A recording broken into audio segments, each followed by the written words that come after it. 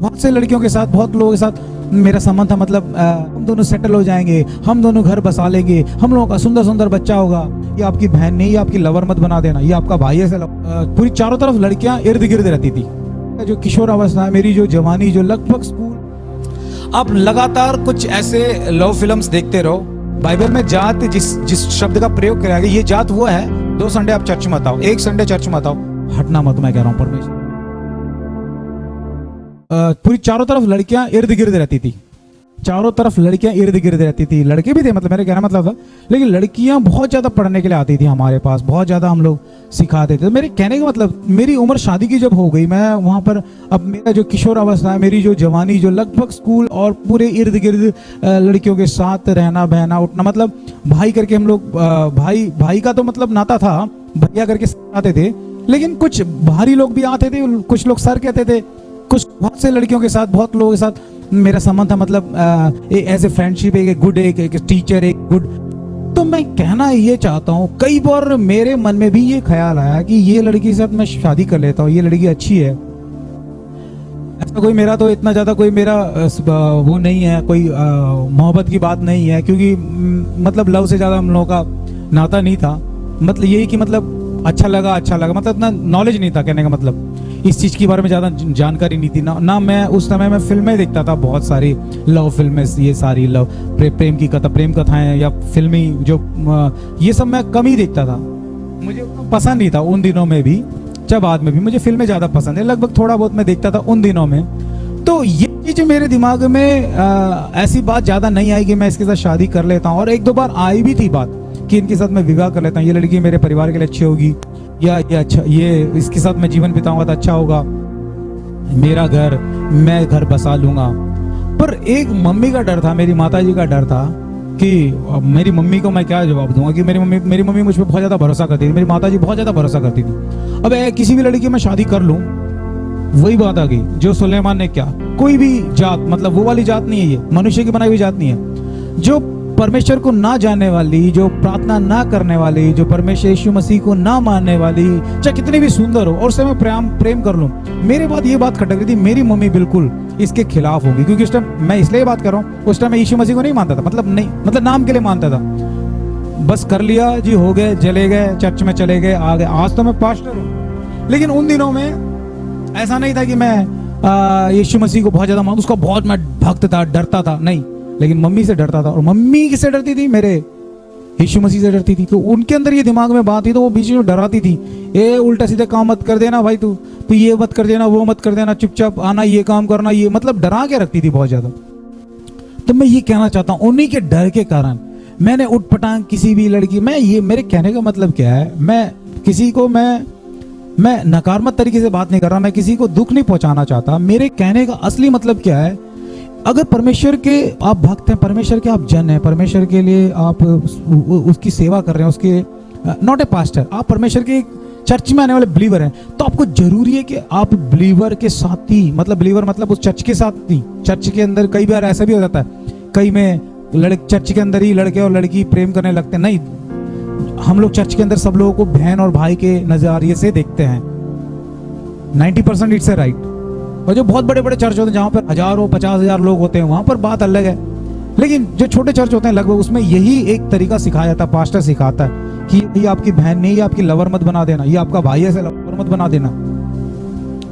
तो मेरे कहने का मतलब ये है, उन दिनों में मम्मी के डर से मैंने ये निर्णय लिया कि मैं किसी लड़की से मैं प्रेम करके उसे मैं उसके साथ मैं शादी नहीं करूंगा, क्योंकि ये वचन तो नहीं जानता था मैं, लेकिन आज ये वचन मुझे बता रहा, आज ये मुझे, क्योंकि मैं ये कह रहा हूँ, अगर शायद मैं उस दिन किसी बहुत सुंदर लड़की, क्योंकि सुलेमान बहुत सुंदर लड़की को देखकर वो मनमोहित हो गया, उसने विवाह कर लिया। नीचे वचन में देखते हैं 27 में, उसने पाप किया, परमेश्वर के विरुद्ध काम किया। अर्थात का सही मतलब ये है कि परमेश्वर का जन जो है ना, उसको इंतजार करना है कि मेरा परमेश्वर मेरे लिए एक जीवन साथी उसने तैयार, उसके लिए प्रार्थना करना है। और अगर प्रार्थना नहीं कर पाते, और आपकी मम्मी और अपने पिता आप सही प्रार्थना में करते हैं, तो आपके माता पिता के जरिए आपको एक अच्छा सा जीवन साथी। मैं तो उस टाइम इतना प्रार्थना नहीं करता, लेकिन मेरी माता जी के द्वारा, मेरे पिता के द्वारा एक अच्छी सी एक लड़की है जिसके साथ मेरा आज विवाह हुआ है। मैं समझता हूँ हो सकता है मैं कोई बहुत ही सुंदर टाइप की लड़की दिल्ली में शादी कर लेता, लेकिन इस तरीके से वो कॉम्प्रोमाइज़ नहीं करती कि आज चर्च के लिए कम से कम 50-100 लोगों के लिए खाना बनाती है। आजकल के डे लॉकडाउन में नहीं, बाकी टाइम पर वो खाना बनाती है, सुबह 4:30-5 बजे उठ के वो खाना बनाती है ना। ज़्यादा वो मुझसे कभी झगड़ा करती है, थोड़ा वो जो परिवार में वो सब तो चलता है। लेकिन मैं कह रहा हूँ, सोचता हूँ शायद अगर मैं किसी मनमोहित लड़की पे मेरा मन आ जाता और मैं विवाह कर लेता, शादी कर लेता, या दूसरी तरफ करो तो मेरे माता पिता को बिना बोले मैं किसी और लड़की के साथ भाग जाता, या किसी लड़के के साथ आजकल लोग भाग जाते हैं, या विरुद्ध परमेश्वर के विरुद्ध में शादी करता, तो जरूर मैं पाप करता, मैं बिल्कुल सफल नहीं होता। आज बहुत से लोग सफल हैं, मैं ये नहीं कह रहा, 5 is 5। लेकिन जो आप लोग जो सुन रहे हैं वो परमेश्वर से प्रार्थना करें कि परमेश्वर मेरे लिए एक अच्छा जीवन साथी तू तैयार कर। अर्थात इस वचन में हम देखते हैं कि उसने परमेश्वर के विरुद्ध पाप किया। सुलेमान ने, वो एक परमेश्वर का भक्त जन था, विश्वासी था। उसे जरूरी है कि मैं इसलिए कह रहा हूँ कि मेरी मम्मी का जो स्कूल था उसमें बहुत सी महिलाएं, बहुत सी बहनें, बहुत से सिस्टर्स आते थे, बहुत से मिस आते थे। मेरा कभी ऐसा मन नहीं आया कि मैं इनके साथ शादी कर लूं या कुछ गलत तरीके से। हमेशा हम लोग फ्रेंडशिप की तरह, बहुत से टीचर्स आते थे, फ्रेंड्स की तरह हम लोग रहते थे, भाई की तरह रहते थे ना। उन्होंने कभी मुझे इस तरीके से मेरे साथ कभी ऐसी कोई घटना घटी, और ना मेरे मन में कभी, मतलब मैं क्या आ सकता है, अगर आप एक मनुष्य हैं, आपके अंदर इच्छा, जो शारीरिक इच्छाएं जो होती है, मैं इसके साथ ये करूं, मैं इसके साथ वो करूं, ये मेरे साथ ऐसा हो जाए, या हमारे अंदर सपनों की ख्याल आ जाता है, मैं इसके साथ शादी कर लूं, ये कमाए मैं कमाऊं, हम दोनों सेटल हो जाएंगे, हम दोनों घर बसा लेंगे, हम लोगों का सुंदर सुंदर बच्चा होगा, ये होगा, वो ऐसा है, ऐसा हो या ना हो, मैं कह रहा हूं कि परमेश्वर का वचन कहता है कि आप ऐसी गलती ना करें। आपको संभल के रहना है। जब तक परमेश्वर आपको शादी की उम्र हो गई या कोई भी काम करना है, तो आपको बिल्कुल धीरज रखकर इंतजार करना है, क्योंकि वचन कहता है उसको हटा ले जाए। परमेश्वर से हटाने के लिए बहुत से उसके प्लानिंग्स हैं। आपको 2 मिनट में, 2 चुटकी भर में आपको उठा के ले जाएगा वो। आपको पता ही नहीं लगेगा कि मैं परमेश्वर से कैसे हट गया। और परमेश्वर से एक बार हट गए तो समझ ले आप दूसरे मार्ग में चले गए, दूसरे रास्ते में चले गए, मैं आज अपनी और बहुत सी गवाहियां मेरे, आज मैं परमेश्वर से भटक, आज मैं बहुत बड़ा एक क्रिमिनल टाइप के मैं केस में चला जाता, लेकिन परमेश्वर ने मुझे भटकने नहीं दिया। मैं भटकता था, लेकिन किसी भी पास्टर के थ्रू, मेरी पहली गवाही तो आप सुन चुके हो कि मैं टेस्टमनी जो मेरी स्टार्ट हुई थी वो बेथेल गॉस्पेल चर्च में पास्टर डोनाल्ड और सिस्टर लिली के थ्रू मेरी उन्होंने परवरिश करी, उन्होंने वचन के थ्रू, और सिस्टर सबीना, क्रिस्टोफर और अमुदा सिस्टर, इन लोगों के बीच में मेरा आना जाना था। तो उन लोगों ने मुझे स्पिरिचुअली मुझे इन लोगों ने डेवलप तो किया। Pastor Vasudevan, pastor Subramanyam, pastor Shiv Kumar, आज भी इन लोगों के साथ मेरा नाता है। लेकिन आज भी अगर मैं सोचता हूँ कि अगर मैं हो सकता है किसी दूसरी दुनिया में होता, चला जाता, तो आज मैं गवाही नहीं बता रहा था, परमेश्वर के वचनों में स्थिर नहीं होता, मेरी सेवा नहीं चल रही होती, मेरा ये चर्च नहीं होता, मेरी गवाही नहीं होती, मैं कहीं भी परमेश्वर हटाने के लिए, जीवित परमेश्वर से हटाने के लिए, इब्रानियों की पुस्तक में हम जीवित परमेश्वर से हटाने के लिए बहुत कुछ वो आपके बीच में केस लेकर आएगा, कुछ प्रॉब्लम्स लेकर आएगा, कुछ लिंक्स लेकर आएगा, कुछ फ्रेंडशिप लेकर आएगा, कुछ काम लेकर, नहीं, आप उसको छोड़ेंगे नहीं, जीवित परमेश्वर के साथ रहेंगे।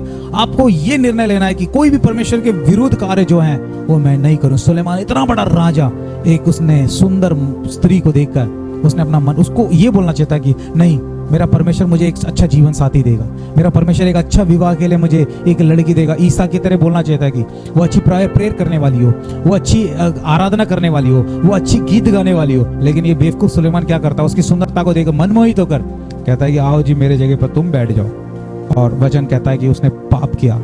आज परमेश्वर आपको वचनों के द्वारा आशीष करे। आज ये लॉकडाउन डेज में आप लोग घर में हैं, जानता हूँ, बोर हो चुके हैं, मैं जानता हूँ, लेकिन आपको ये वचन आपको आशीष करे, स्थिर करे। बहुत से कारण आएंगे परमेश्वर से हटाने के, हटना मत, मैं कह रहा हूँ, परमेश्वर आप संभालेगा।